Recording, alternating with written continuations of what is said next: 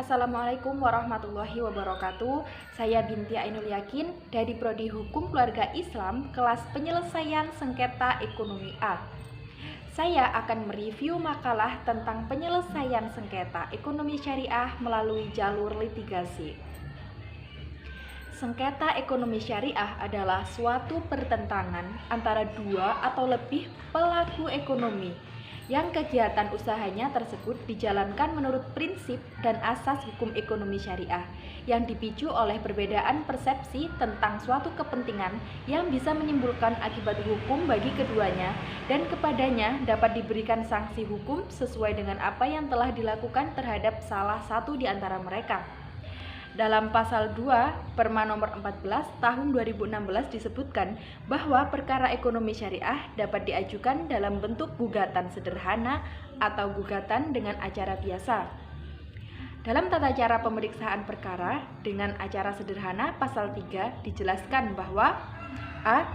Gugatan dalam perkara ekonomi syariah dapat diajukan secara lisan atau tertulis dalam bentuk cetak atau pendaftaran perkara secara elektronik. B. Pemeriksaan perkara dengan acara sederhana adalah pemeriksaan terhadap perkara ekonomi syariah yang nilainya paling banyak 200 juta rupiah.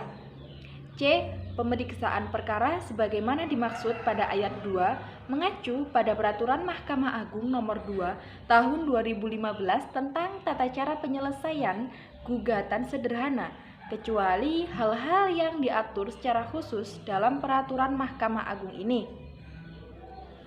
Jadi, menurut pasal 3 ayat 3 Perma nomor 14 tahun 2016 menjelaskan bahwa pemeriksaan perkara ekonomi syariah dengan acara sederhana mengacu pada Perma nomor 2 tahun 2015. Mekanisme penyelesaian litigasi sederhana dalam sengketa ekonomi syariah adalah cara penyelesaian masalah hukum melalui prosedur yang sederhana, namun tetap melalui proses persidangan seperti penyidikan kasus pada umumnya.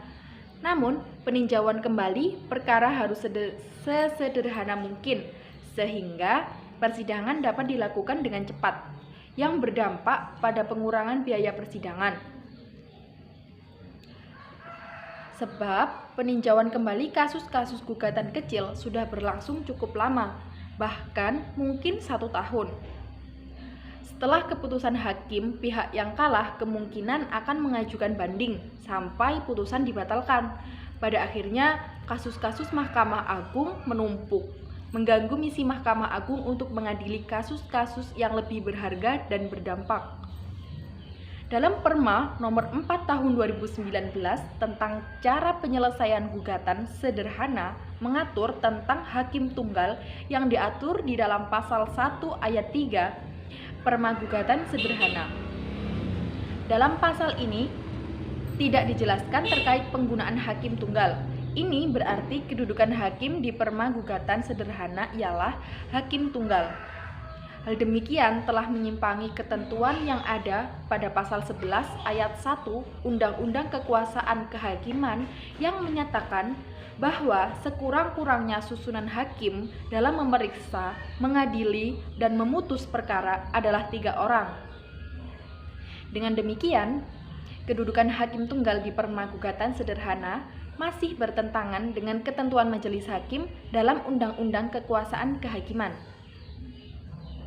Acara pemeriksaan persidangan biasa pada sengketa ekonomi syariah terjadi apabila kedua belah pihak yang bersengketa atau melalui kuasanya hadir pada persidangan pertama dan atau persidangan selanjutnya. Sebelumnya ke persidangan dilakukan upaya perdamaian melalui mediasi yang diatur dalam Perma nomor 1 tahun 2008 tentang prosedur mediasi di pengadilan. Dengan perma tersebut, mediasi yang semula merupakan salah satu bentuk alternatif penyelesaian sengketa di luar pengadilan atau non-litigasi, berubah menjadi suatu acara penyelesaian sengketa yang integral dengan proses penyelesaian litigasi di pengadilan. Berikut adalah beracara secara biasa. Pramediasi. Berdasarkan pasal 7 ayat 5 mengenai kewajiban menunda sidang pertama untuk mediasi, pihak diberi kebebasan untuk memilih mediator yang ada di luar pengadilan. Biaya jasa ditanggung oleh kedua belah pihak. Apabila mediator yang dipilih itu dari pengadilan, maka tidak ada uang jasa. Apabila dalam waktu paling lama 2 hari tidak mencapai kesepakatan untuk memilih mediator, maka sesuai dengan ketentuan pasal 1, ketua majelis segera menunjuk hakim bukan pemeriksa sengketa tersebut untuk menjadi mediator. Proses mediasi. Batas waktu mengenai proses mediasi di pengadilan ini adalah 40 hari sejak mediator dipilih oleh para pihak atau ditunjuk oleh ketua majelis, dan batas waktu tersebut dapat menambah sampai 4 hari atas kesepakatan para pihak yang bersengketa. Dalam proses mediasi, mediator adalah pihak yang bersifat netral dan tidak memihak. Hasil mediasi. Apabila mediasi berhasil, maka pihak-pihak yang bersengketa merumuskan dan membuat isi kesepakatan ditandatangani oleh kedua belah pihak dan mediator yang dikuatkan dalam bentuk akta perdamaian. Dan para pihak diwajibkan untuk melaksanakan isi akta perdamaian. Apabila mediasi tersebut gagal, berdasarkan pasal 18 Perma nomor 1 tahun 2008, mediator wajib menyatakan secara tertulis bahwa proses mediasi telah gagal dan memberitahukan hal tersebut kepada hakim. Selanjutnya, persidangan dilanjut dengan acara biasa. Tahap selanjutnya dalam persidangan biasa adalah pemeriksaan pokok perkara dan kesempatan jawab-menjawab antara para pihak. Adanya acara jawab-menjawab dan replik-duplik dalam pengadilan agama ini bertujuan untuk memberikan hak perlakuan hukum yang sama kepada para pihak dalam proses pemeriksaan persidangan. Kemudian dilanjut dengan acara pembuktian. Akhir dari acara pemeriksaan di pengadilan agama adalah kedua belah pihak memberikan kesimpulan atau konklusi dan pendapat akhir sesuai dengan pandangan masing-masing para pihak mengenai pokok-pokok perkara yang telah diperiksa dalam tuntutan atau permohonan yang diajukan. Ketentuan pasal 178 HIR atau pasal 189 RBG bahwa apabila pemeriksaan perkara selesai, majelis hakim karena jabatannya melakukan musyawarah untuk mengambil keputusan yang akan dijatuhkan. Putusan penyelesaian sengketa ekonomi syariah dengan acara biasa ini terdiri dari: pertama, putusan yang menyatakan gugatan penggugat dikabulkan, baik dikabulkan seluruhnya maupun sebagian. Kedua, putusan yang menyatakan gugatan penggugat ditolak. Upaya hukum atas putusan dalam pemeriksaan dengan acara biasa di mana para pihak bisa mengajukan upaya diperkenankan.